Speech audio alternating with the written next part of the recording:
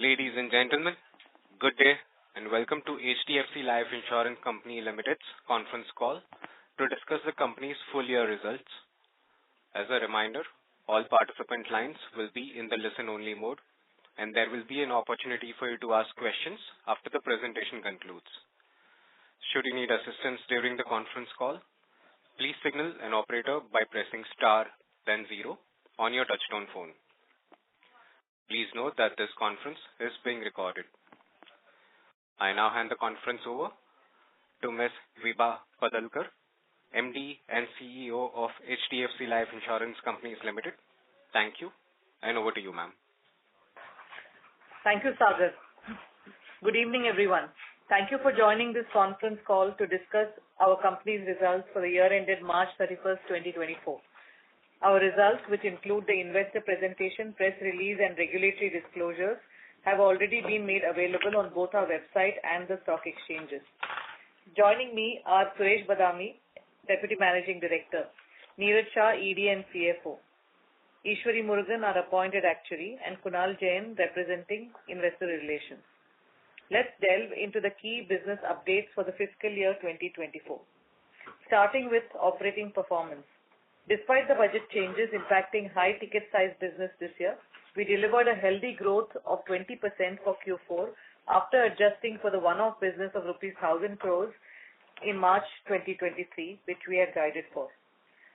Our stated aspiration of a double-digit growth for the full year was achieved, with us clocking an 11% growth for FY24 on a normalized basis.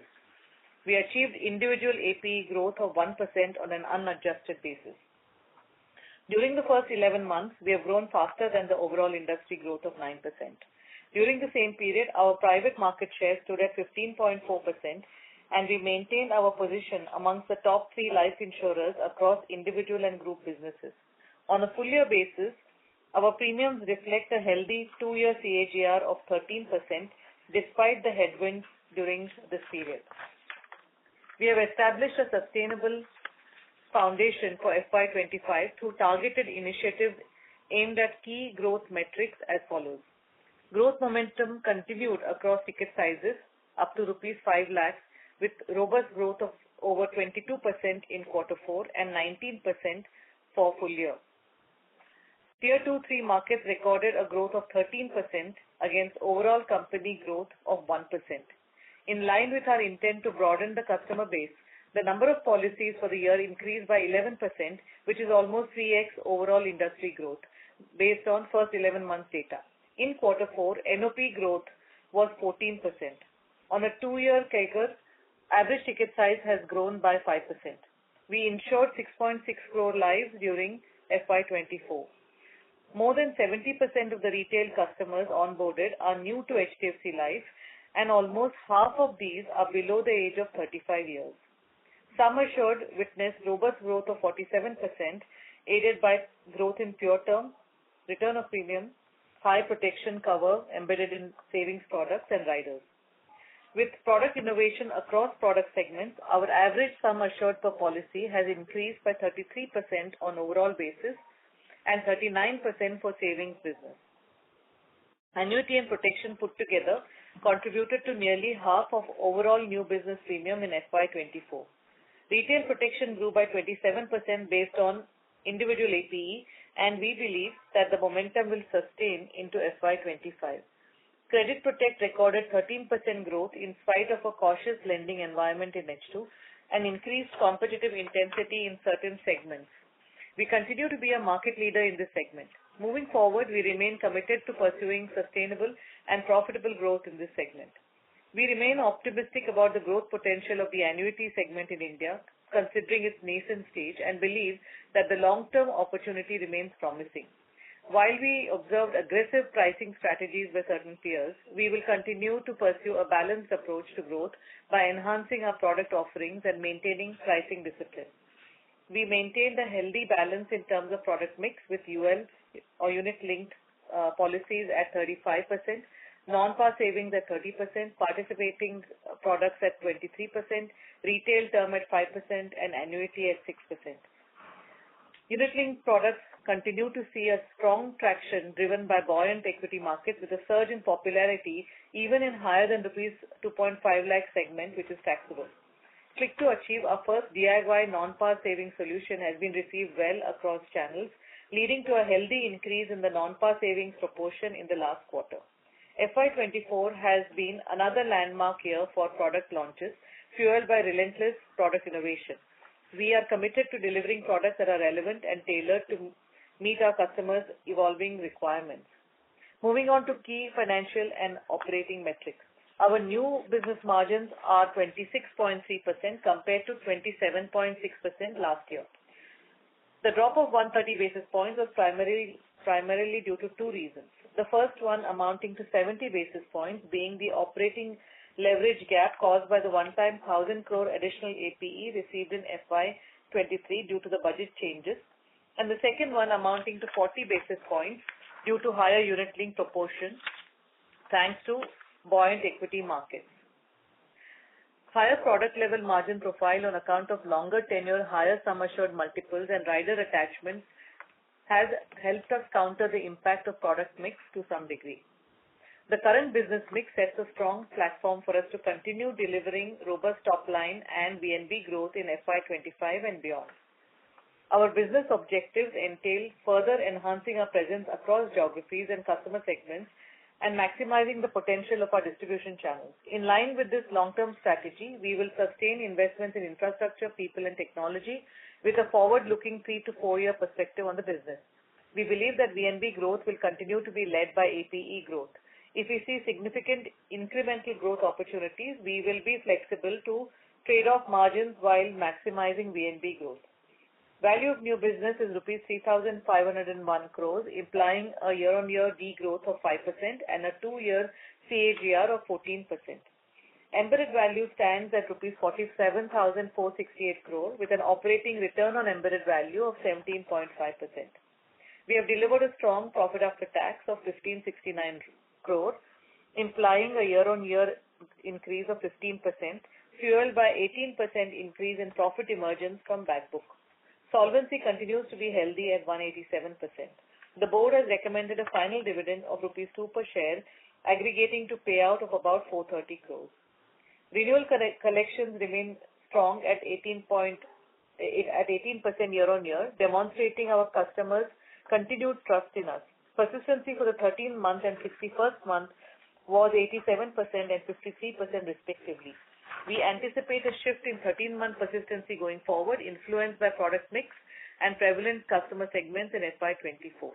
We are committed to maintaining persistency levels across all relevant cohorts. Moving on to distribution, the bancassurance channel has grown 17% year-on-year on an unadjusted basis. HDFC Bank counter share continues to trend well. We are happy to report that we have ended the year at 63% counter share against 56% same time last year. We maintain close collaboration with all our bancassurance partners to tailor our innovative products to meet the needs of their specific customer segments. Furthermore, we consistently refine our product offerings, service quality, and technological capabilities to enhance our partnerships, ensuring a mutually beneficial relationship. While our agency channel growth was slower due to a high base last year, it has shown a robust growth of 14% on a 2-year CAGR basis. We are steadfast in our efforts to build capacity for future growth. Our agency channel is ranked number 2 in the industry in terms of distribution expansion for the first 11 months, with over 80,000 agents added during the year. Moreover, we opened 75 new branches in FY24 and anticipate our presence to exceed 600 touch points in the next fiscal year. Our objective is to broaden our footprint and enhance our reach through a multifaceted approach, which includes strategically adding branches, attracting high-performing distributors, and continually investing in technology and capability enhancement. Moving on to our subsidiaries. Our subsidiary HDFC Pension Management Company achieved a milestone by crossing the rupees 75,000 crore AUM mark, showcasing remarkable growth of 70%. We have maintained our market leadership in the pension category, commanding a market share of 43%. Additionally, we are actively advancing our expansion plan for the GIFT City business. With the introduction of innovative US dollar-denominated life and health insurance products like US dollar Global Education Plan and Global Student Health care plan, etc., which are available from GIFT City, we are already making strides in penetrating the NRI segment. Additionally, we have plans to roll out further offerings to continue strengthening our presence in this space. Turning to tech, we are currently implementing Project Inspire, a comprehensive technological transformation. This project aims to enhance customer, distributor, and employee experiences while increasing operational efficiency. It focuses on faster product launches, flexible partner onboarding with shorter turnaround times, digital customer acquisition journeys, intuitive zero-touch services, plug-and-play integration environment, among other features. We are likely to see a gradual rise in technology expenses over the years, which will be accompanied by corresponding benefits to the business. Moving on to key announcements. We would like to inform that Mr. Deepak Parekh has decided to step down as Chairman and Non-Executive Director of the company with effect from close of business hours on April 18, 2024 to comply with regulatory requirements. Being the founder chairman of our company, Mr. Parekh has been instrumental in guiding and nurturing the company over the past 24 odd years. We thank Mr. Parekh for the immense contributions made by him and wish him the very best for the future. We are also pleased to inform that our board has unanimously approved the appointment of Mr. K.K. Mistry as the chairman of the board. Mr. Mistry has been associated with the company since December 2000 and is currently non-executive director on our board. Under his stewardship, we aim to achieve many more remarkable milestones and emerge stronger and more resilient than ever before. Lastly, we are proud to share that we have been recognized as the best organization for women in 2024 by the Economic Times. This is a testament of the progress we have made in creating a supportive work environment for women and our unwavering belief in the power of diversity, equity, and inclusion. In conclusion, the vast unmet need of protection in our country speaks of a compelling opportunity. We aim to be at the forefront of developing innovative solutions to bridge this gap. We have delivered consistent, predictable, and sustained performance by doubling all key metrics over the last 4 years and will continue to move ahead with this aspiration while prioritizing VNB growth to build profitable business in the long run.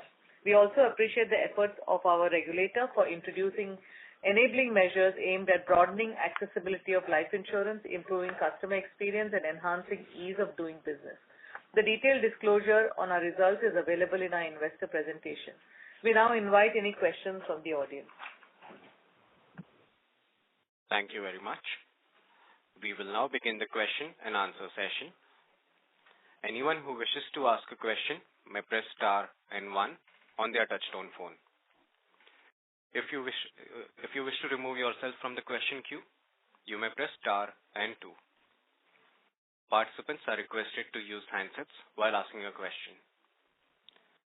Ladies and gentlemen, we will wait for a moment while the question queue assembles.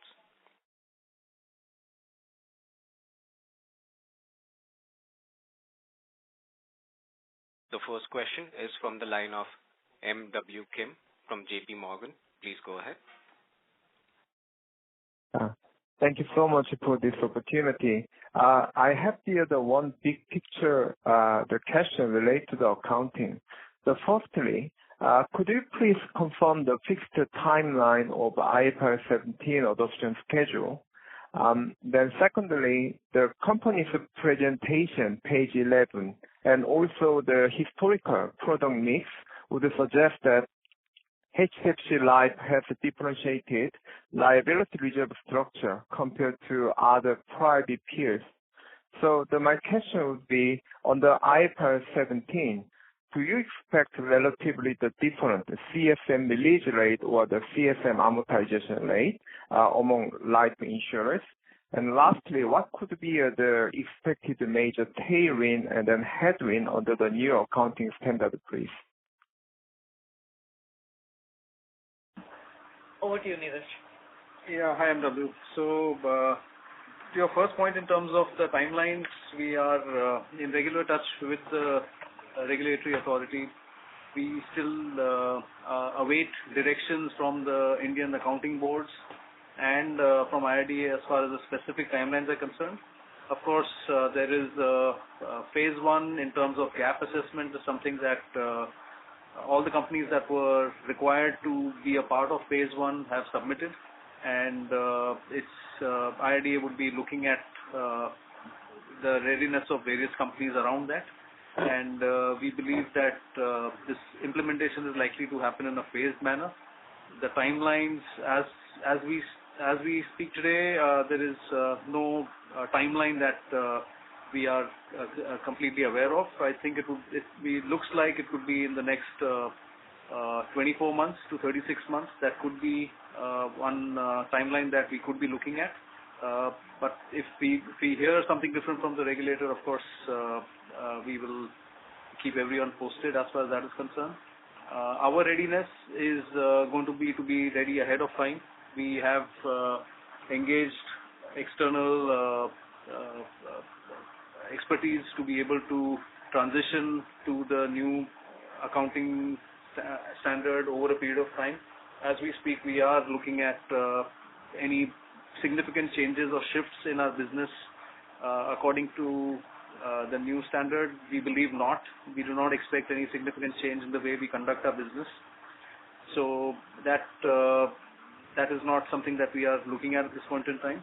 To your specific question around the business mix that we have and the emergence of CSM, I think it's a little early, MW, to answer that specifically. What we would definitely want to do is that once we get more clarity on the timelines, we would want to put some bridging disclosures out in the open to be able to guide you to what you can expect once the new guidelines come into once they are implemented.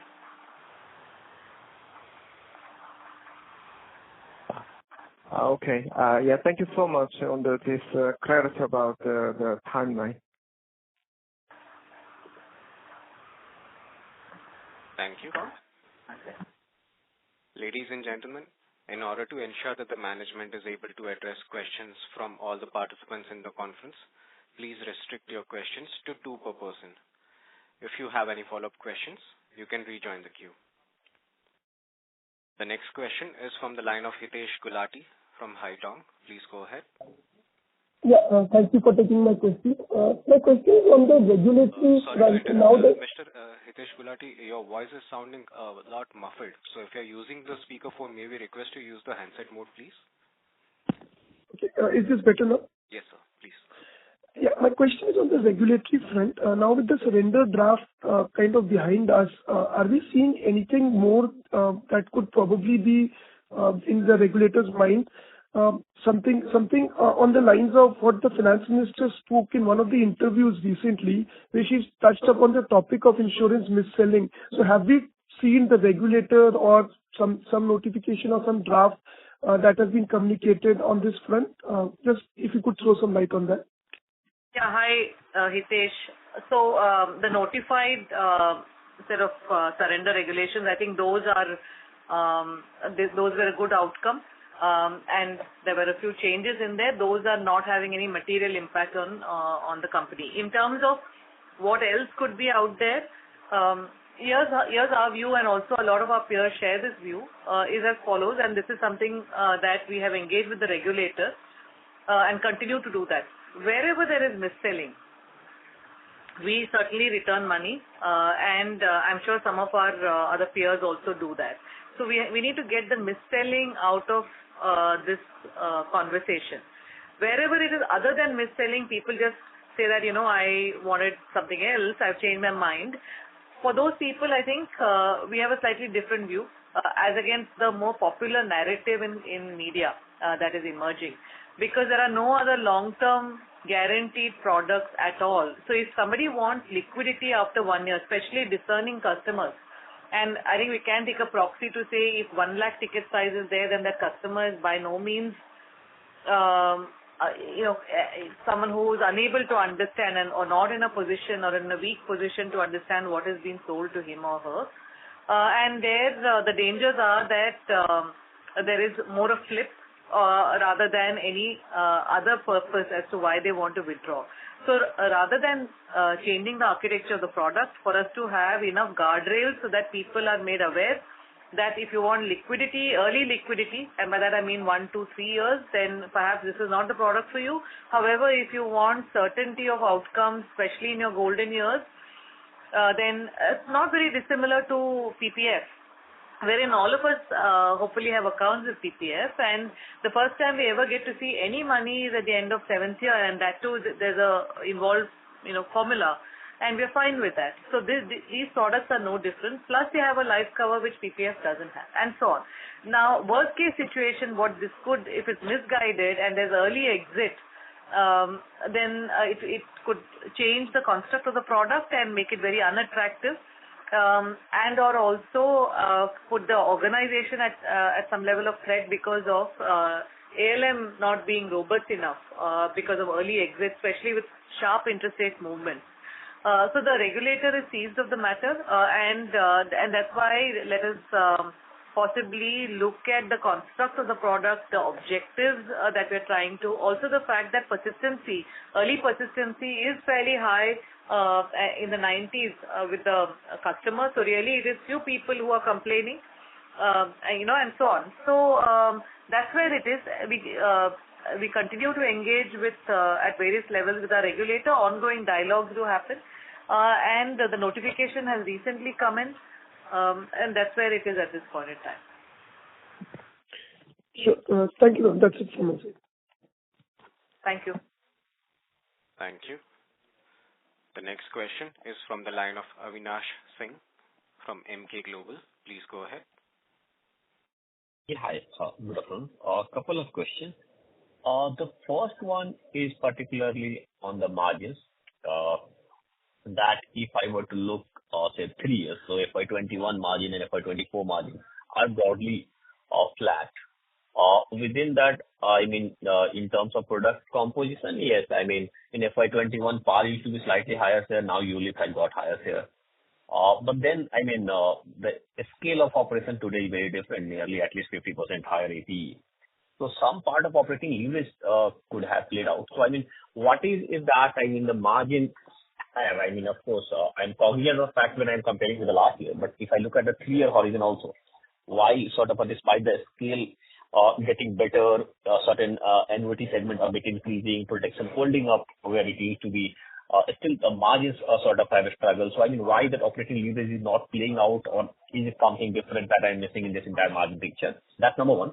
Second, in terms of now looking ahead, I can sort of hear and read what you are saying that, okay, now you are more going to chase growth even if it comes with some kind of a compromise on margins. In this backdrop, at this juncture, what kind of now every anomaly is in the behind, and also there is more sort of a regulatory clarity. So in that backdrop, what kind of growth you would be looking in FY25? Yeah, my two questions. Thank you. Yeah, hi Avinash. You're absolutely right in terms of operating leverage. However, the other angle here is the product mix. So you mentioned FY21. So while you were speaking, I was just looking at some data. And in FY21, FY22, and FY23, our unit-linked business was range-bound in about 1/5 to 1/4 in that zone, right? While if you were to look at FY24, it is 35%. So more than a third of our business is now unit-linked business. Is that always going to be the case? Possibly not. But we have to remember that we, as a sector, went through a fairly material shift because of the tax change. And we will slowly start inching up, like we have done quarter on quarter. We will start inching up in terms of our other than unit-linked business. And that clearly, if you were to look at standalone quarter 4 for us, our unit-linked business is now comfortably about 30% after being in the mid-20s. So that shift is happening, but it will take some time. So it is two-pronged in terms of, or three-pronged. So there is, the scale of the business itself, then your unit costs that if they continue to trend southwards, which is the case for us, and then the third is the product mix. I think all three need to be in the zone and for margins to move up. But you will admit that the sector over the last 2-3 years have gone through a fair bit of change, and we also forget COVID in all of this. So, given all of that, I think the fact that at least some of the participants in the sector, including us, have not dropped margins, say below 25%, I think is reasonably commendable, while continuing to steer the company through a fairly tectonic shift in terms of attractiveness and moving a lot more in terms of inroads into Bharat. So 2/3 of our business, new business that we've written this year, has come from non-tier 1 cities. Or another way of looking at it is that while overall unadjusted growth is 1%, but growth from tier 2 and 3 is 13%. If you were to look at number of policies, it was flat for the last 3 years, which was bothering us to some extent. But if you were to look at this year, we have managed to, perhaps thanks to the tax nudge, we have managed to really grow the number of people that we sell to, and that's a very healthy 14% growth in Q4 standalone. And many such data points to say that the engine is getting a lot more granular in terms of retail growth and away from only high ticket cases. Neeraj, you want to add anything?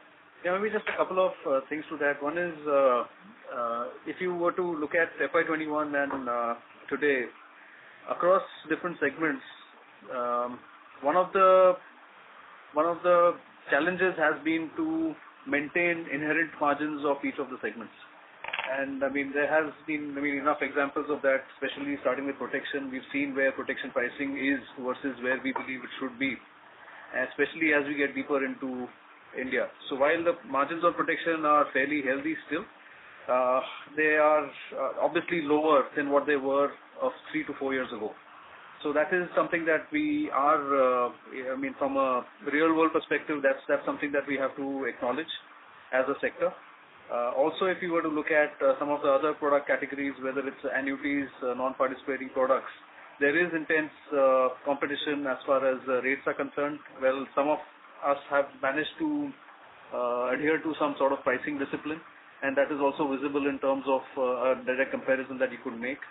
And that is also a factor in terms of where the margins are today versus where they probably were 3 years back, and adjusting for everything else that we are talking about, whether it's product mix or even in terms of, you yourself mentioned we are 50% higher than what we were that time. We've also expanded our resourcing to be able to get to this kind of scale. And a lot of this investment, especially in proprietary, is upfront. The benefits are coming, but some of them will come with a lag as well. Also, technology is something that we need to keep investing in every block of 3 to 4 years. That is also something that we don't want to really back out of. We want to ensure that our operating model stays relevant and current, and that also requires significant continued investments. So we are basically maintaining our margins and have delivered VNB growth of about 17% in this period, 14% on a 2-year basis and higher on a 4-year basis. That is, in some sense, in spite of a lot of these aspects that are being seen in the market.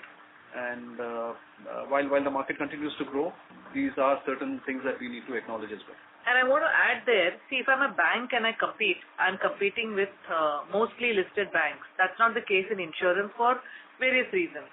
So apart from 3 or 4 companies, you don't have listed entities. And the reason I'm calling that out is there's very little disclosure in terms of, actuarial walk, embedded value walk, sensitivity analysis, and the rest of it. So the competitive intensity will only continue to go up until the roadmap to listing starts happening. Are there such plans? I think, I'm sure that they used to be earlier, but that's a natural culmination. So it's a matter of when and not if that roadmap starts panning out, and there's a little bit more, 4 corners within which most of the senior players operate.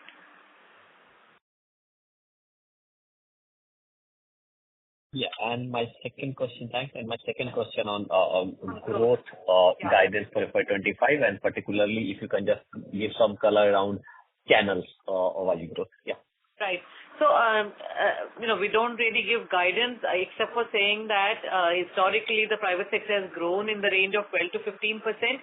So we should grow at least by that, if not a shade higher than that. And we could comfortably grow higher if you're looking at listed players. But if you were to look at overall, at least this kind of on the upper end of this kind of band is what we should grow, and the VNB should grow. Just preempting your next question. And channel, all our channels should grow. In my comments, I talked about HDFC Bank counter share. That's already reached in less than 9 months time frame since the merger. It's reached 63%. We'll continue to make further inroads, and so that should grow faster than company level growth. And our agency channel, that agency and broking channel that were disproportionately hit on the higher ticket size cases, that too with the base reset should grow fairly robustly. I think that, and some of the new partnerships that are completely nascent, that also the new tie-ups and so on, that should also grow. So really, all of the channels should do well in FY25. Okay, thank you. Thank you, Avinash. Thank you. The next question is from the line of Nischint Chawate from Kotak Institutional Equities. Please go ahead. Hi, thanks for the opportunity. I have three questions. First one is on the agency side. Your agency business was down around 11% for the year and around almost down 30% in the fourth quarter. Now, what we see over here is that, ULIP in agency has grown handsomely, but, it's the traditional business that's down. So we're just trying to understand the trend as to why this has happened. And I believe a chunk of the agency would have come from Exide, which probably was not focusing so much on the high ticket business. That's the first question.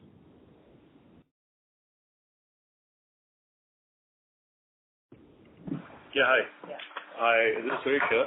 So, it's not that our agency channel also did not have the base effect of greater than 5 lakhs. I think if you looked at our agency constitution, there were a fair number of the large financial product distributors as well as the MDRT distributors who did operate in tier 1 on greater than 5 lakhs. So on a 2-year basis, of course, our agency business has been growing at almost 14%. So we see the trajectory over a long run. There has been a 1-year effect of the greater than 5 lakhs. Now, there are 2-3 things that we do believe that agency will. One, of course, is we are increasing the distribution presence across. We're adding a lot of branches. We are expanding into tier 2, tier 3. Second, if you look at the number of new FC or the new consultant additions that we have done, it's been the second best in the industry with more than 80,000 agents.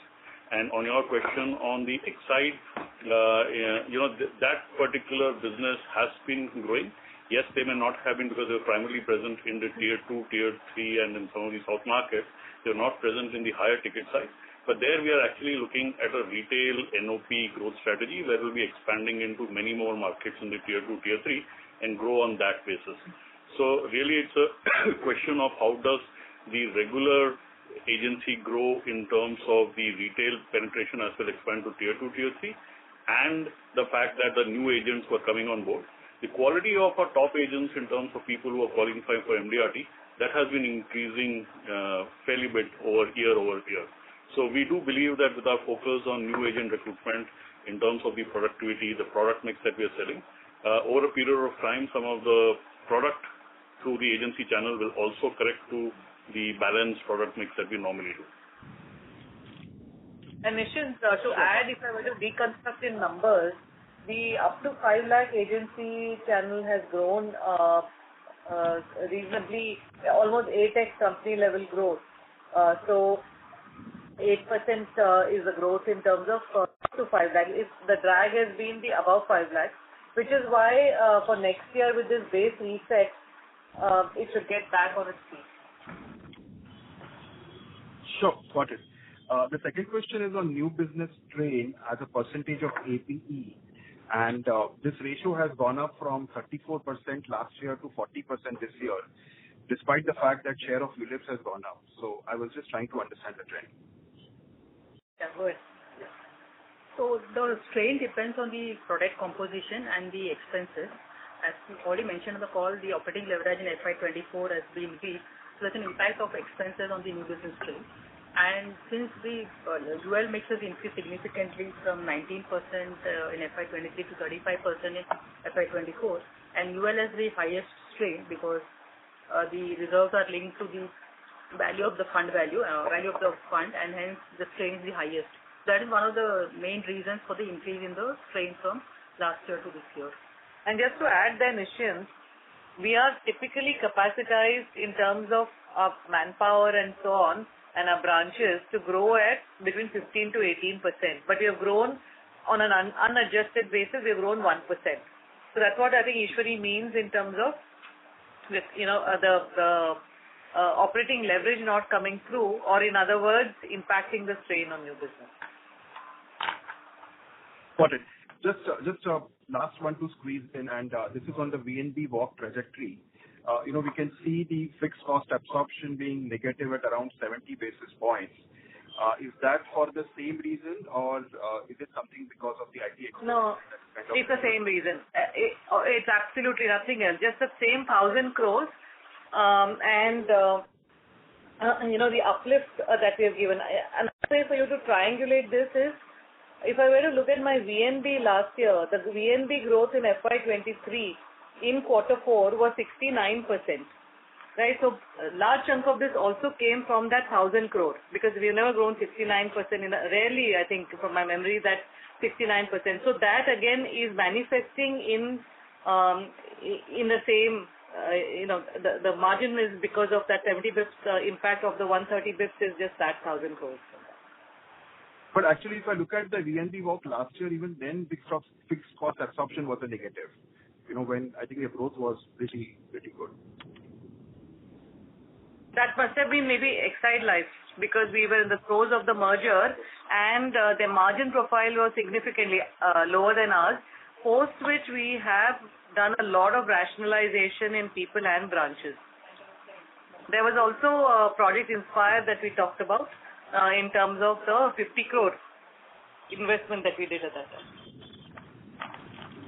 So this is the question. I think essentially is that if this is Project Inspire and it kind of continues for next year, then in all possibilities there might be a similar drag next year. I think that's what I'm coming to.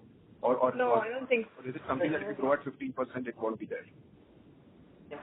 So see, the biggest drag really is in terms of the gap between capacity and actual growth, which is that 15-17% number that we're talking about. That is something that is, in some sense, if the growth comes back to where we want it to be next year, a lot of this number could actually go away. Some part of it will stay because of a continued investment that we do. But a large part of this drag is going to be addressed through the growth coming back in FY25. Perfect. Got it. Thank you very much and all the best. Thank you. Thank you. The next question is from the line of Sanket Godha from Avendus Spark. Please go ahead. Thank you for the opportunity. I have three questions rather. So the first question, obviously, Vibha, you said you will grow broadly in line with the private sector, which you expect to be 12 to 15. But given we are at 63% market share in HDFC Bank and potentially it goes to 70 next year, then ideally your growth guidance or growth expectation should be better than the private sector. So just wanted to understand that your growth will be around 15-ish or it could be better than that because of the market share gain in the bank. That's my first question. Yeah, on that, Sanket, see, it's very difficult to know relative. As to somebody else might have had some other tie-up with some other bank and so on. And that's why, things will unfold as we see some of the other relationships. That's why. But yes, as far as we are concerned, our growth, HDFC Bank clearly is like you articulated, and other channels also as we discussed in a couple of earlier questions, given agency rebasing and some of our other channels like direct channel rebasing, some of our newer partnerships beginning to take shape, it should be, but relative growth becomes difficult to know.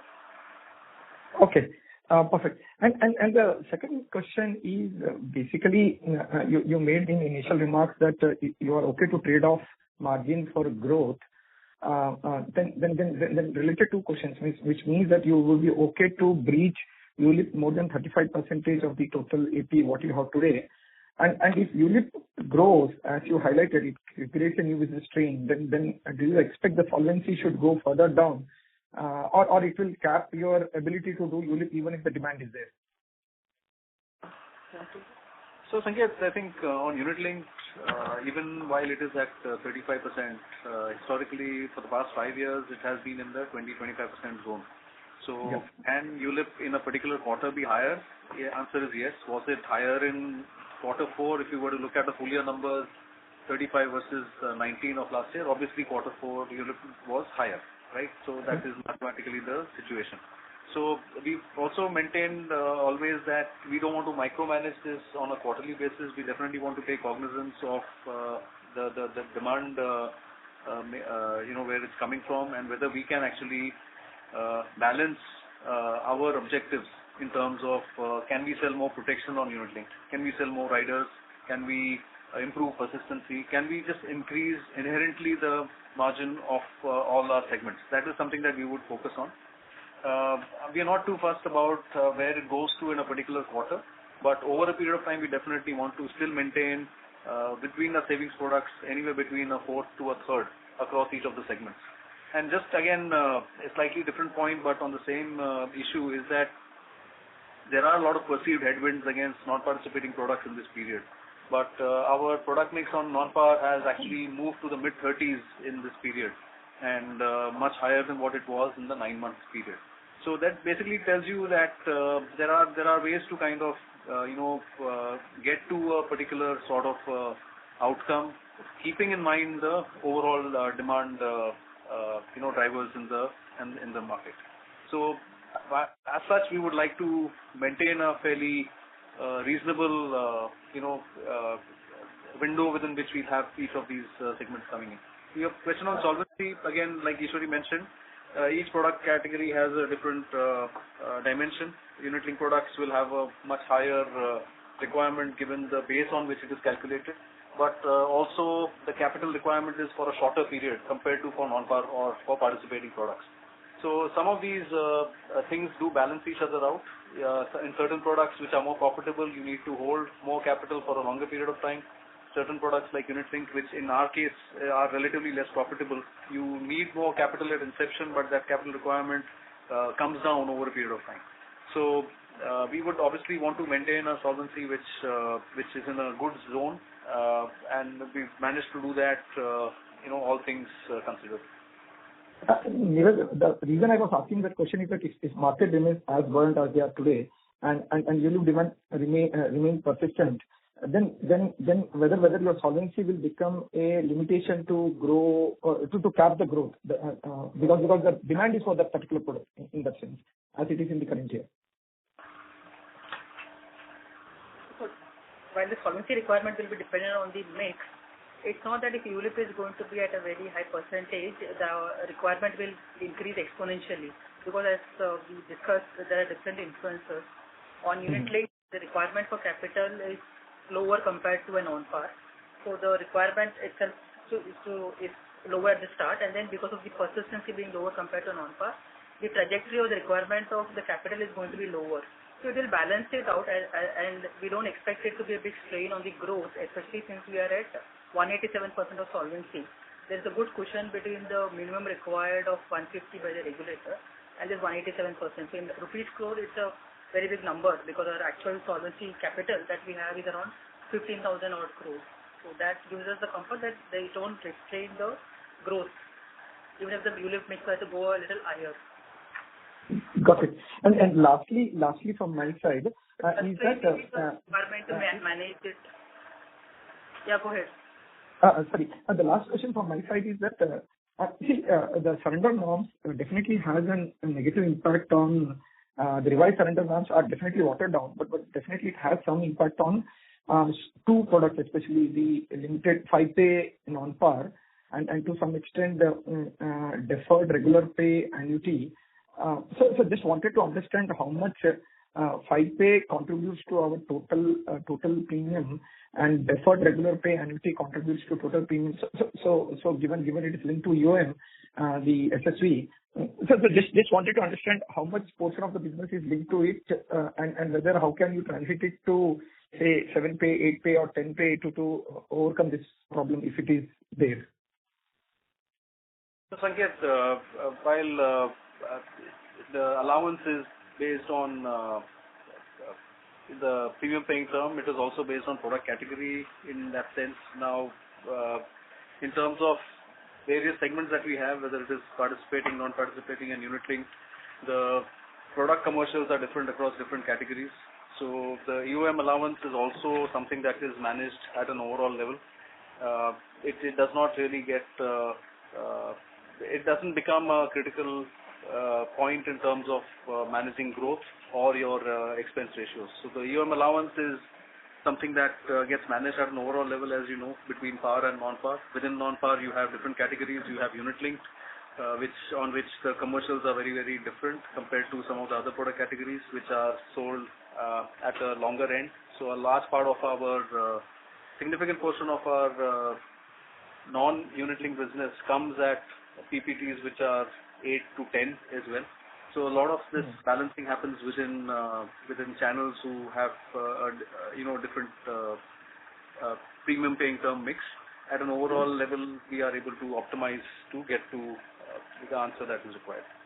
But Neeraj, would you be okay to quantify how much 5-pay contributes to our total, 5-pay non-par contributes to our total APE, and how much deferred regular pay annuity contributes to our total APE? No, so not want to do that, but I can tell you that as far as non-par business is concerned, different channels have a different kind of mix. So banks would typically sell something which is relatively shorter pay compared to agency. Agency, direct, all the brokers, large part of that business would be sold in a long-term mix or premium paying mix. So there is a healthy balance of all of these categories. We wouldn't want to specifically call out because it's fairly dynamic as well. And as far as deferred annuity is concerned, do you mean the single premium product or the regular pay deferred annuity? Yeah, regular pay deferred annuity is a fairly small segment so far.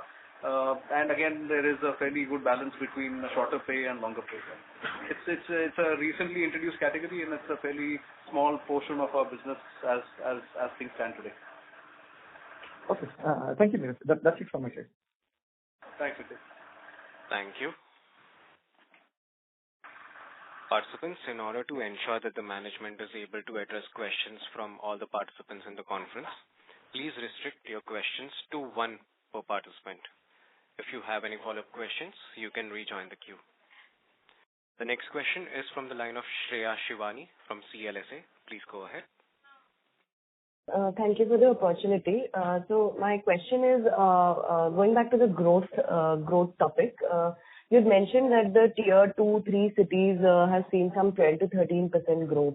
Now, I remember from the last conference call, you guys had mentioned that it will take you at least 12 to 18 months for some of the partnerships that you're making in these geographies to start delivering on numbers. So I just wanted to understand that tier 2, 3 cities growth of 12 to 13%, how much higher can it get? And will it be more towards FY26 rather than in FY25? Because that would be in the timeline of 12 to 18 months that you were mentioning. So is it that in this year the main trigger for growth would be HDFC Bank counter share increasing, and the expansion in the smaller geographies of 2, 3 cities will actually start delivering probably from second half or the exit months of FY25? That's my question. Thank you. Yeah, hi. So this is Suresh. So, two parts to it. One, of course, HDFC Bank has a clear through market growth strategy, and so do many of our other large national banker partners. There are a lot of partners who we have added on, which are present in the tier 2, tier 3, and the regional geographies. So clearly, that is something which has started coming into play. Even outside HDFC Bank, a lot of our other banker corporate agent partners have grown faster in the range of 13 to 15%. So, that has already started playing out for us this particular year, and a lot of that has come from tier 2 and tier 3. But it's not that it will all come only in 26. Some of it has also started playing out. Our growth has almost from tier 2, tier 3 market. The composition has grown by more than 10% in this particular year itself. And like we mentioned, it is more as part of a retail NOP growth strategy. So yes, to your second part, there is also the fact that, look, we will increase our market share hopefully at HDFC Bank. Clearly, we have to work for it, and if it goes from 63, if the bank grows and we are able to increase our market share, that will give us overall growth as far as the bank assurance is concerned. On top of that, we do believe that our both agency and the broking business have kind of set base because the greater than 5 lakh has now gone off base for this particular year. So both of them, both those channels will also grow. And third, clearly the tier 2, tier 3 market in terms of the products and the fact that we are seeing a lot of distribution expansion, including 75 new branches that we are looking at expanding. That will also add. That may probably take 12 to 18 months for us to deliver in terms of a agency build up in these markets, and hence the business volumes coming in. But there are actually 3-4 lines which are helping us build a tier 2, tier 3 business, and they are all phased out. And just to add to that, we were also surprised, Shreya, that if I were to look at growth in, say, protection, tier 1 has grown 26%, tier 2 has grown 22%, and tier 3 has grown 32%. And the ticket sizes are just a 10% differential between each of the tiers.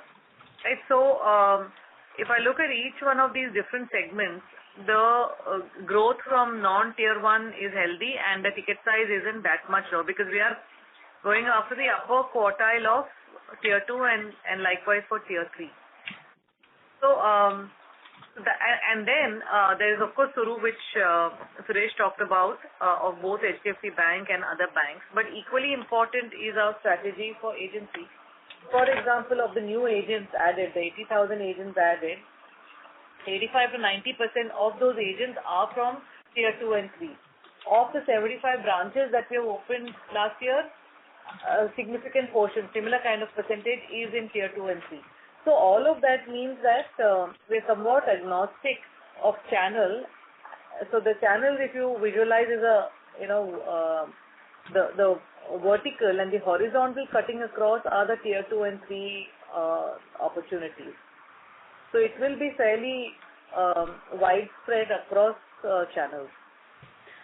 Got it. So if I could summarize in one line, probably the banca delivery on growth in those cities will be faster. Probably agency may be more towards second half of FY25. Does that summarize properly? Well, I am hoping that agency starts off from quarter 1.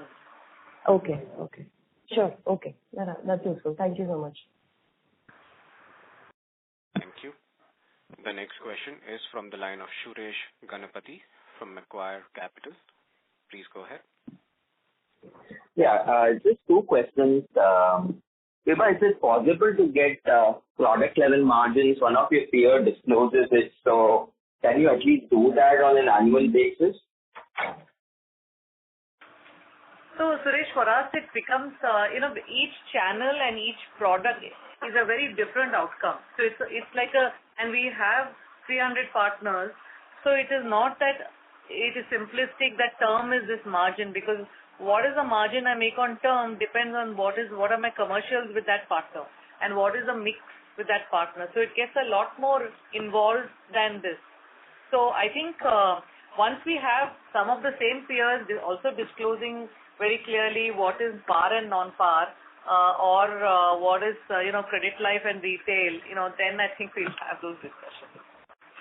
Okay, and now one big question on this growth versus margin debate, because of course we have been discussing.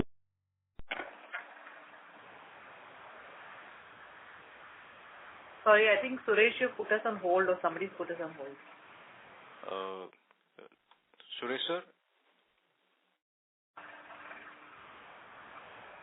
He's there but he's gone mute. Suresh sir, if you can hear us, you can rejoin the queue. As there was no response from the line of the current participant, we'll move on to the next question. The next question is from the line of Prayesh Jain from Motilal Oswal. Please go ahead. Is there an issue with the line here? Sir, everyone seems to be dropping off. Yes, sir, there was an issue with the line. We are just getting it checked. Okay, let us know. Sure. So it's working fine now. Should we go ahead? Yeah, let's do that. All right. So we'll move on to the next question. The next question is from the line of Vivek from Aditya Birla Capital. Please go ahead. Thank you for the opportunity, sir. The first question is on credit protect business. Just wanted to understand what is the percentage growth in credit protect year on year, And the second, the follow-up question on that is that since the business on GIFT City has been mentioned during the call, wanted to understand, do you see any potential in credit protect business in GIFT City, or are we going to target any market in terms of credit protect business in GIFT City? Hi. So two parts. The credit protect business grew by 13% for us in this year, which is fairly good given, quarter four, we did see some kind of a slowdown in terms of disbursements in the market. All our partners remain intact in terms of our partnerships. There have been some segments where we have gone up, some segments we have gone down, but overall we continue to retain the kind of market share that we have on the credit protect business. On your question on GIFT City, yes, there is an opportunity down the line. Right now, all the products that we are looking at are in terms of the individual dollar-denominated products. But tomorrow down the line, if there are banks which set up their branches out of GIFT City and they look at it, we will definitely look at similar product structures there. But right now, all products that we are looking at, there are products that we will be looking at once the US dollar loans start coming into from GIFT City. Okay, sir. And one more thing, do you see any potential in group term in GIFT City? Are you going to target any market in that? Maybe a very small market in terms of what we are looking at, because I think it's more the employee base which is there in some of these GIFT City, like similar to what we have at DIFC. But that will be a very marginal business. In any case, it's hard fought for, so we're not really targeting that as a particular product now. We do believe the savings kind of products which will help us and grow that particular market. And it is like the education plan, some products on health, some products on travel. That's the kind of opportunity that we're tracking now, given what kind of segments are available internationally and where we believe will be much more competitive and nuanced. Okay, thank you. Thank you. Participants who were in the question queue would request all of y'all to press star and 1 to rejoin the queue. We'll take the next question from the line of Suresh Ganapathy from Macquarie Capital. Please go ahead. Yeah, sorry, my question got cut. Am I audible now? Yes, sir, you're audible. Please go ahead. Yeah, sure. Yeah, so my question is just on the DNB outlook, because I was looking at FY17 to FY22. Broadly, the industry as well as you guys have grown between 20 to 22, 25%, right? So it's been a good DNB trajectory. And now we are talking about 12 to 15%, right? And, one of your peers reported a 23% margin, and they're arguing now in the revised BOM environment, that is the margins at which maybe the industry might operate considering the pressures from all directions. So, how are you looking at this? Because even you at the start of the call, Vibha made a statement that there is a trade-off between growth and margin, and we will let go of margin to get growth, right? So, are we really looking at a lower BNB growth this cycle, and do you think margins can really go down considering the way the industry is evolving now? No, so I want to clarify here that a couple of things. One is that we want to hold VNB growth very similar to APE growth. Right, that is number one. So the limited point I'm saying is that there will always be something or the other that's happening, either a macro event, war is there, or some equity markets. So I don't want to not engage with the customer when the customer wants to buy something. That's the limited point. So I would like to go in for obviously wanting VNB growth while growing top line faster than the industry, overall industry. That's the objective. But are we looking at completely yo-yoing on margins wherein you're talking about lower by 300-400 basis points in one quarter? I don't think so. That's not what I'm saying. I'm saying a little bit here and there. We will seek that flexibility so that we are able to engage with customer, and I don't turn away the customer to say, okay, you don't meet my margin threshold, and so I will not sell you a policy. That's the limited point that I'm making. So holistically, we want to grow, like I've said, 12 to 15% industry growth. On the upper end of that, or a shade more than that, would be a good place to be. VNB in similar kind of zone. Return on embedded value in the 17-18% zone, which we have again delivered. I think that kind of a holistic growth and a scorecard is what we're looking at. But Vibha, protection margins are 4 to 5 times that of the other product margins. And if indeed the narrative on protection is so strong, why this complete U-turn? Then not for you specifically, in general for the industry itself, that they're struggling to improve margins despite those products having better opportunity and 3 to 4 times the margin potential than other products. So on that, Suresh and Neeraj, you can add, this is what it used to be. Over the last 4 years,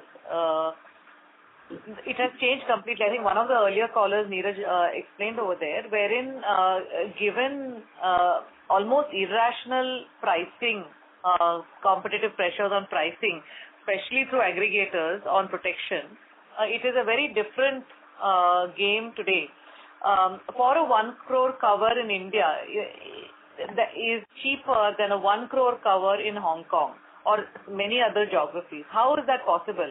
So we have to get back, and some of that will come in. One of the earlier callers, I also mentioned that unlike in banks, insurance companies are largely competing with unlisted players with next to no disclosures. So this will move and grow into a sector wherein either one lists or there is a roadmap or there is disclosures that are similar to listing. Something will happen.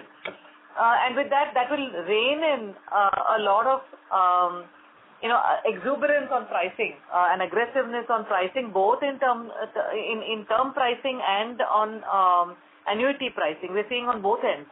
And hence we need to stay focused on building profitable business. And we continue to do that, which is why perhaps we are not the cheapest, because if I were to cut my prices by 30%, ab initio, I will definitely have 0% margin, best case scenario. And so we'll do that. But because of this competition, the kind of multiples that you're talking no longer exist.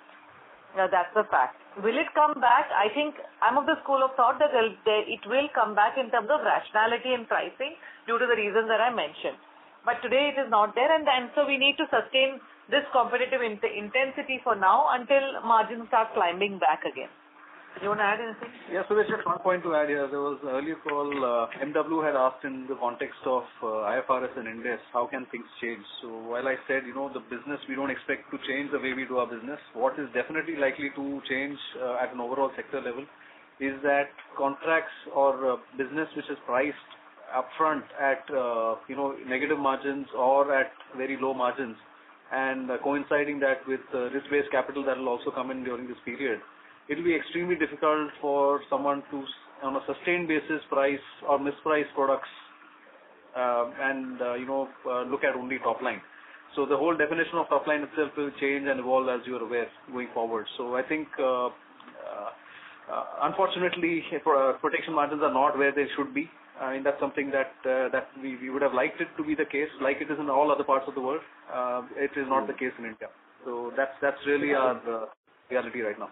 So just a continuation, I know you guys don't discuss product level, but just for our understanding, is it possible to at least tell the magnitude of difference between, say, if you had a protection margin of, say, X% 3-4 years ago, would that be down 10 percentage points or 20 percentage points? Just a rough number would also be great, the magnitude of a difference or delta. So I can just tell you one, very broad number. Protection margins 4 years, 5 years back used to be in 3 digits. Now they are much higher than company average margins, but nowhere close to where they used to be. Okay, that's very clear. Thank you so much, Neil. Thank you.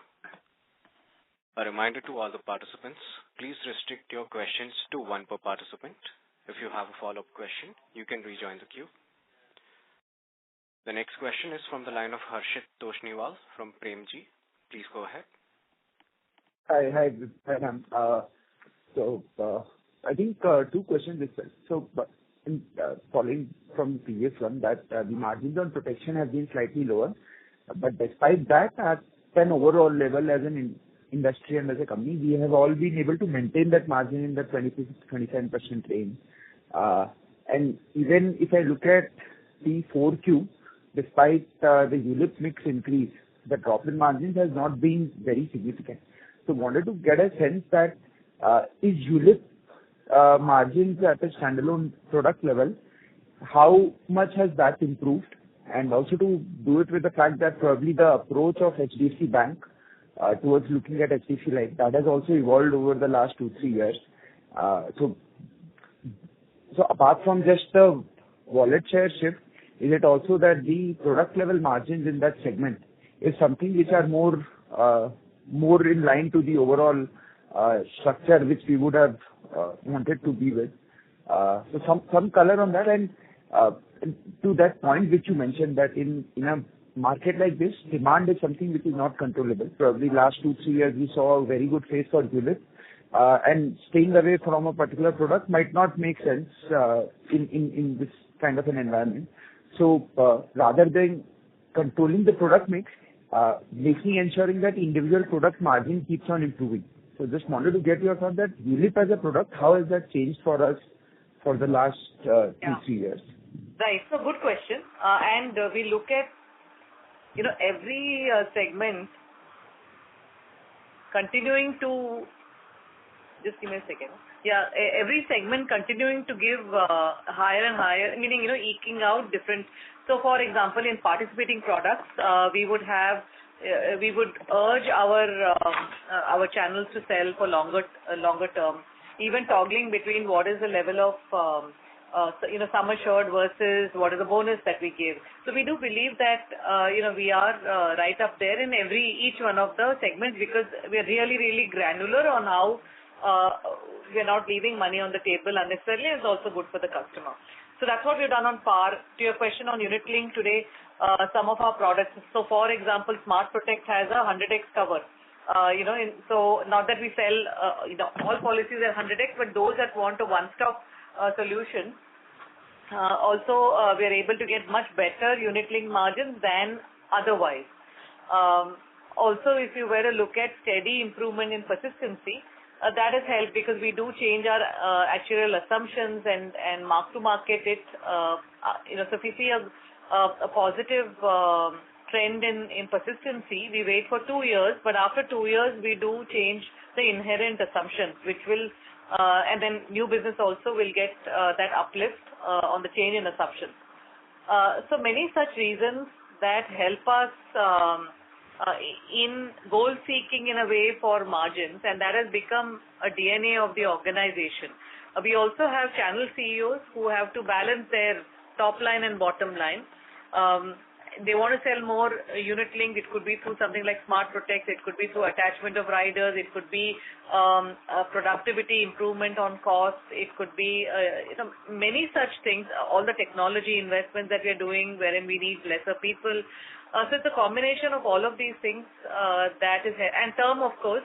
And term has been steady. We've grown 27%. We've also grown in the 50s in terms of sum assured, which clearly means that we are covering higher levels of mortality in various mechanisms that we can do it. And all of that is margin accretive. So, ma'am, I think just on this part itself, so very clearly understand that you're saying that the DNA has shifted towards improving the margins of a product level. And so, say, somewhat like a ULIP, which probably at a point we would have had to do with a single-digit margin. Is it fair to say that now it is not that a case, that if the market is expecting that product to be sold in greater proportion, then we are not running that race single leg because of some factors? I mean, I'm just trying to understand that in order to mold ourselves to what the market demands, the profitability of each of the products at a ROE level should be competitive enough. So wanted to check that in the previous avatar, a lot of things on the distribution part restricted the margins on ULIP as a product. Has that changed very specifically? Yeah, we have a lot more levers for us to be able to deliver margins in a particular zone that we have consistently operated in. And I don't want to reveal all of it, but suffices to say that, for example, our product committee meets every fortnight to really look at not just high-level par, non-par, and so on, but many, many nuances of what is selling, to which which channels, which cost of acquisition, where are we leaving money on the table by not cross-selling, attaching, so many such things.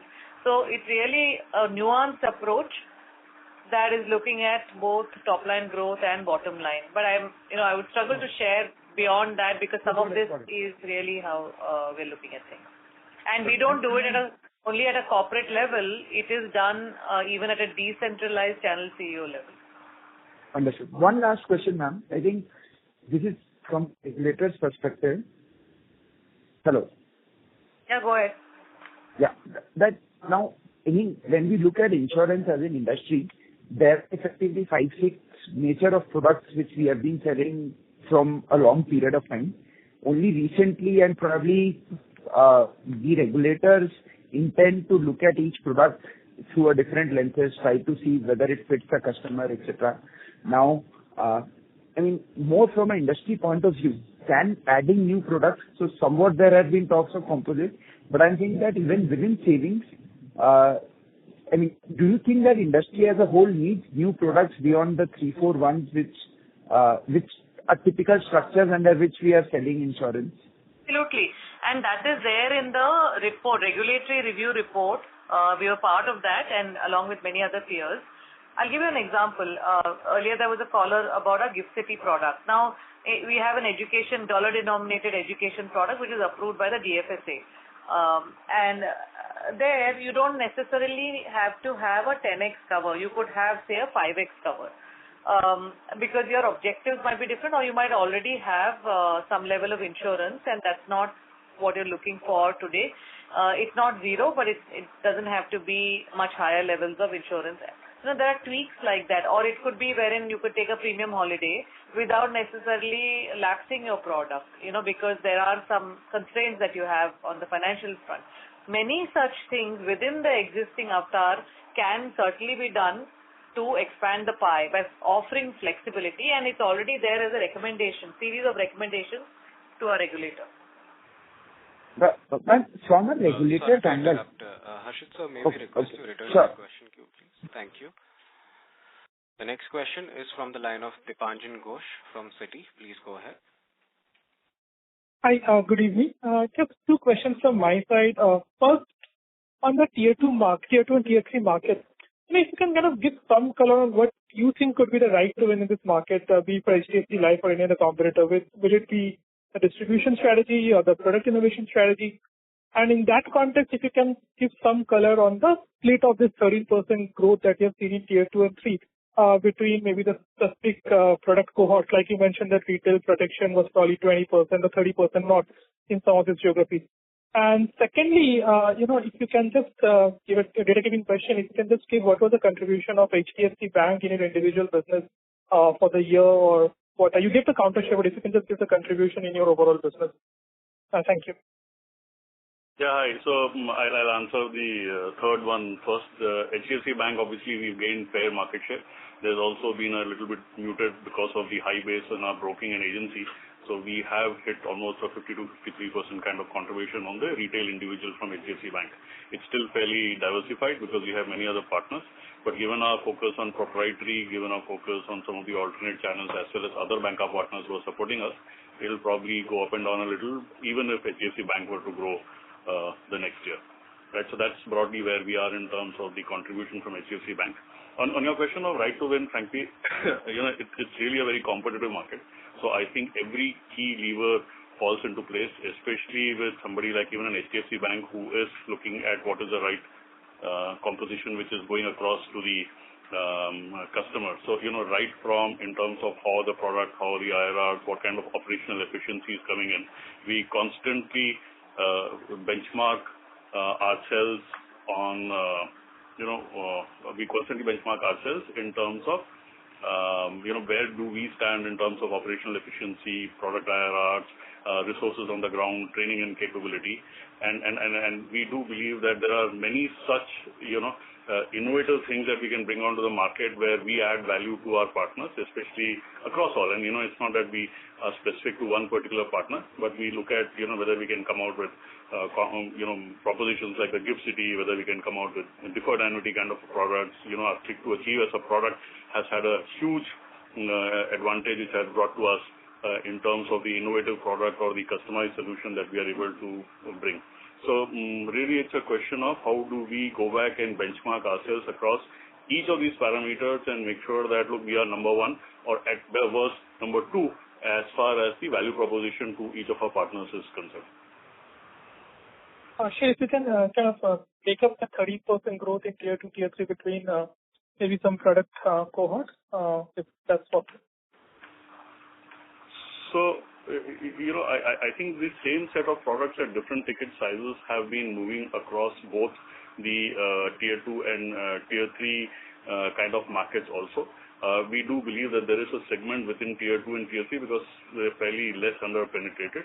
But yes, the less than 5 lakh cohort in this tier 2, tier 3 market has seen a much faster growth because of the NOP penetration that we are able to get into each of these markets. Right, so the tier 3 has, for instance, grown at almost 17%. The tier 2, tier 3 overall has grown faster than the industry level growth which is there in the market. So those advantages are clearly coming in terms of, and it's 13%, not the number. I couldn't hear whether you said 30 or 13. 13% is what we were mentioning in the tier 2 and tier 3. Right, but the less than 5 lakhs has been growing in high teens. Our NOP growth also has been in the mid-teens in terms of each of these segments. Got it. Thank you and all the best. Thank you. Thank you. The next question is from the line of Madhukar Ladha from Nuvama Wealth. Please go ahead. Hi, just two quick data keeping questions from me. First, can you give me a split of your more than 5 lakh and less than 5 lakh ticket size and the total individual APE? Sorry, can't hear you very well. Hello, am I audible now? Yes, sir. Hello? Hello? Yes, please go ahead. Yeah, I wanted to get a split between the high ticket size and the low ticket size and total individual APE for FY24. And my second question would be, we see that the economic variances are about 1,300 odd crores. So what is the split between fixed income and equity over there? And those would be my two questions. Thanks. Yeah, so on the first one, we had mentioned at the beginning of this year, just after the budget, that the impact we see is around 12% of overall APE. And today, greater than 5 lakh, the basic same category is about 6 to 7% of our business. It is definitely lower than what it was last year, but it is still a fairly significant number, and that is something that we expect to continue as we go forward as well. If you can, sorry, please come back on your second question. And the economic variance breakdown for that, please. Yeah, so that's primarily due to equity. About out of the 1,300, about 1,200 odd crore is due to equity. The rest is due to the lower yields in this period compared to the same period last year. Understood. And just on the 6 to 7% high ticket size, what would be the composition, sort of which product categories actually contribute to that? So these are all basically the traditional products, non-unit linked. Unit linked, in fact, is if you include unit linked in this, the mix would be even higher than 6 to 7%. So we were only referring to the affected category, which we spoke about in the context of last year. Right. Understood. Yeah, makes sense. Yeah. Also, what you've seen is in this period, I was referring to in an earlier conversation about a non-par mix having gone up in this period. To the mid-30s from less than 30% in the 9-month period. A large part of that is due to one of the new product launches that we've had, which has also helped us garner business in high ticket size as well, in spite of where we are as far as the tax regulations are concerned. Understood. Got it. Thanks a lot. Thank you. The next question is from the line of Prayesh Jain from Motilal Oswal. Please go ahead. Yeah. Hi, everyone. So firstly, on this, the tier 1, tier 2, tier 3 that we spoke about, any thoughts that you can share in terms of how has been the experience there with regards to mortality, persistency, any of those parameters, and how should we look at it from a medium-term perspective? And secondly, on your overall product mix, how would you look at something like a protection or a annuity, annuities going ahead? So the point that I'm trying to get out here is if protection and annuities, although the protection margins have come up, but still they are significantly better than company level. But if the share of protection and annuities can go up in the next year, you can see some margin bump up. So just trying to understand that as to how the product mix, particularly from these two products, are likely to shape up in FY25. Yeah, those would be Yeah, the so let me questions. take the first question. See, protection clearly for us has been growing well, and also when you triangulate that with the level of sum assured. So we should, despite us not necessarily playing the price war, like one of the earlier callers had a discussion, it should grow faster than overall company level. And we are very, very happy that the retail sum assured, for example, has grown just shy of 50%. And retail protection on a standalone basis has grown by 27%. So that kind of, while some of it was base impact in the first 3 quarters, but even in the fourth quarter, we have done okay. So that growing faster than company clip should certainly continue, thereby giving us the margin uplift. And more than the margin uplift, it is core to insurance, and we want to grow more of that. So 4% has become 5%, and this inching up in terms of percentage of APE should happen. Right? In terms of persistency, what is again heartening is that the difference between tier 1 and tier 2, maybe 300-400 basis points, and again between tier 2 and tier 3 is thereabouts. So it's not that it is, it is in the late 60s or early 70s. That's what, that's how it is panning out, because again, we're not throwing caution to the winds and wading into profiles that we don't understand. There are a lot of filters, and like I mentioned earlier, that we are looking at the upper quartile in a tier 2 and upper quartile in a tier 3, so that we are being very selective of where are we going in terms of the places. It could be a small industry, it could be a missionary, it could be a school, it could be something which is generating a certain income of the population that is dependent on that income generating activity. Vibha, the point that I was trying to make or wanting to ask was, if the same product is sold in tier 2, tier 3 via the same channels, say for example HDFC Bank sells a ULIP product in a tier 2, tier 3, and HDFC Bank branch sells it in tier 1, would your margin would be any different, or how should we think about it? Just to elaborate on the point that Vibha mentioned, while the tier 1, tier 2, tier 3 will play a role in the persistency as well as mortality experience, that is not the only parameter. The other parameters, like at what level of underwriting they've had, taken the risk on board, what is the income level, what is the kind of ticket size or sum assured, what kind of product, all those things influence the experience, and we look at the experience by all these parameters, and we factor that in the calculation of the margin. And while yes, we may not be able to exactly carve out different products for all these categories, but whatever products are sold in more predominantly in the segment, all those products have the actual experience captured in the margin. So for example, in a tier 2, in a certain ticket size, the persistency will be better than a lower ticket size in a tier 1. So those are the elements and nuances that we're referring to. It's not a very clear differentiation only between the tiers or only between differentiation of one parameter that is looked at when the experience is analyzed. See, right now, largely margin neutral, because it is more that profile of a human life is choosing to live in that particular place, as against living in a top 10 city. That That's how we are seeing it, and so not huge difference. Over a period of time, we'll get nuanced wherein it is possible that we might introduce bespoke products, and we are working on that in a tier 2 with a higher charge extraction to take care of higher or poorer mortality and persistency experience. As the volume starts picking up, it is possible that we'll look at that as well. Sure. Thanks. Thank you. Thank you. Ladies and gentlemen, we will take the last 2 questions. The next question is from the line of Supratim Datta from Ambit Capital. Please go ahead. Hi.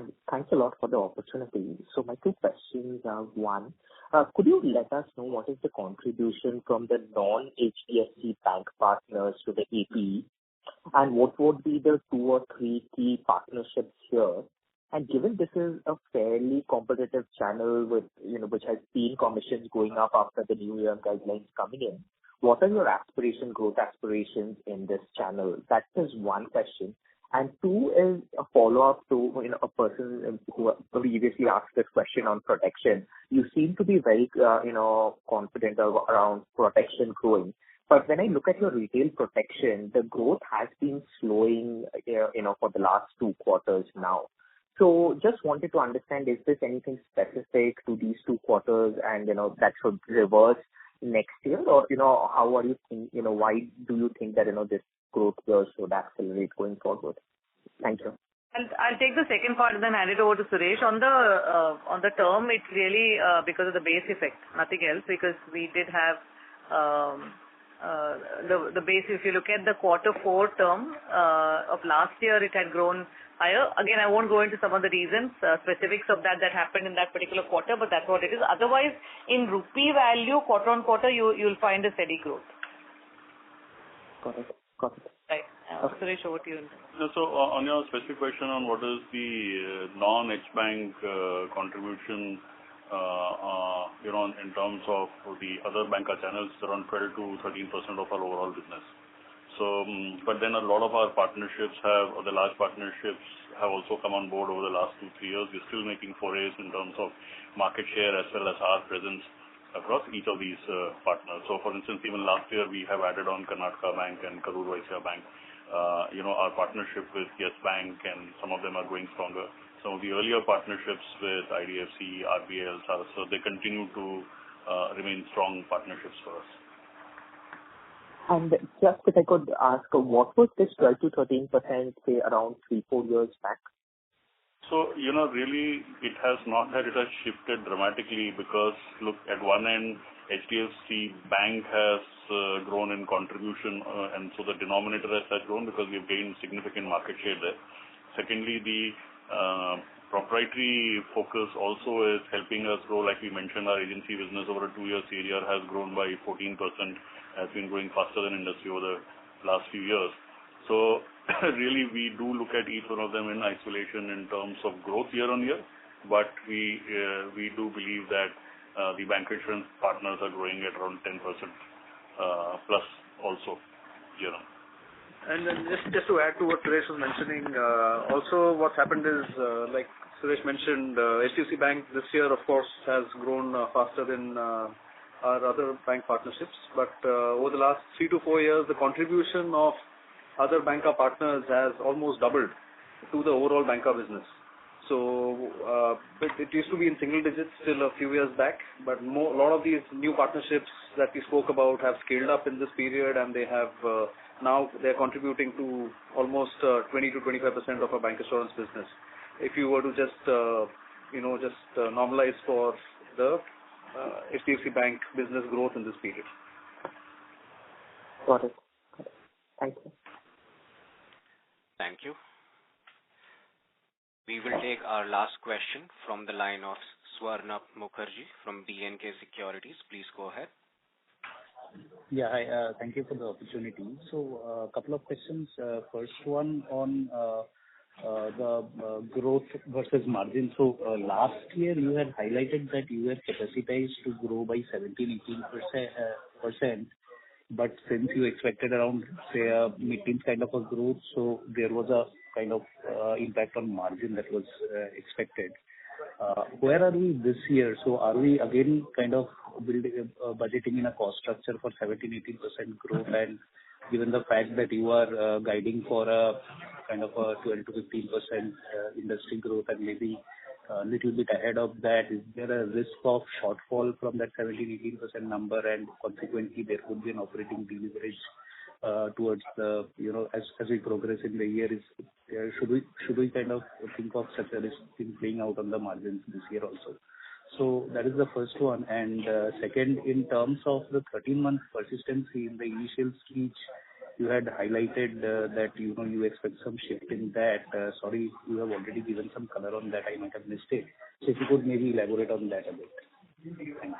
Yeah. So to your first question in terms of where we headed in terms of growth for FY25 and consequently the margins. Basically, we are expecting the sector to grow in this range, 12 to 15. We expect to grow at the top end of that range and hopefully faster. We are not targeting a margin expansion in this period. We are definitely continuing to see competitive intensity. We are continuing to see our distribution expansion happen, our resource allocation increasing. So all of those things will, in some sense, counterbalance each other. We are definitely targeting a similar VNB growth to the top line growth that we have, which in some sense implies margins to be in a zone that we are at this current point in time. If we are able to actually, let's say the product mix becomes more margin accretive, or we're able to extract more segment level margins, we will evaluate plowing some of that back to get growth, as we've discussed. Something very similar to what has happened in quarter 4. We've seen unit link mix go up. We have taken that growth on board without significantly diluting our margin profile. So these are some of the trade-offs that we've spoken right through this call, and that's where we are. And linking it back to the VNB walk that we spoke about earlier on the call as well, significant part of that 130 basis points coming out of that operating leverage gap because of the difference between the capacity and the actual growth. We do not see that repeat in FY25 because we expect growth to come back fairly strongly in FY25. So that is something that will only be balanced by our continued investments. So that's the only factor that we will talk about. Product mix will of course evolve. We are at a reasonable balance at this point in time, but we will retain the flexibility to evolve the product mix based on how the market shapes up. To your second point on persistency, what we have been talking about is in the context of our expansion into deeper into in the Indian markets. We did speak about, Vibha spoke about persistency across the 3 tiers being different by about 300 to 400 basis points at the 13-month level, not dramatically different. So all of these still put us in the 80s handle, even in a tier 3 market, exactly because of the ticket size at which we are operating in. We do expect we will task ourselves with improving persistency on a like-to-like basis, but the mix effect will be something that we will not hold as a constraint to growing profitably. So if the contribution from tier 2 tier 3 keeps increasing, can it have impact on the overall headline persistency? It could, but that's something that we would price into our business model. Understood. Just one follow-up on this. So this shift that you are expecting, would we expect any kind of impact in our, say, operating assumption change in our VNB or NEV because of this? No, Ishwari covered it. We would put it up at the end of every year. We do review our assumptions in line with the actual experience, and we do reset that at the beginning of every year. We've done that in our EV walk this period as well, as you can see. This is basically in some sense anticipating what we are likely to see in the coming year. Right. So that's already baked in, if I understood correctly. In the VNB walk, you can see a 0.2% impact on the margin due to assumption change. So some of the difference is already baked in. Okay, understood. Very clear. Thank you so much. Thanks and all the best. Thank you. We would take that as the last question for today. I would now like to hand the conference over to Ms. Vibha Padalkar for closing comments. Thank you, Sagar. Thank you everyone for joining today's call. It was good interacting with all of you. Please feel free to reach out to our IR team in case of any further queries. Thank you and good evening. Thank you. On behalf of HDFC Life Insurance Company Limited, that concludes this conference. Thank you for joining us. You may now disconnect your lines.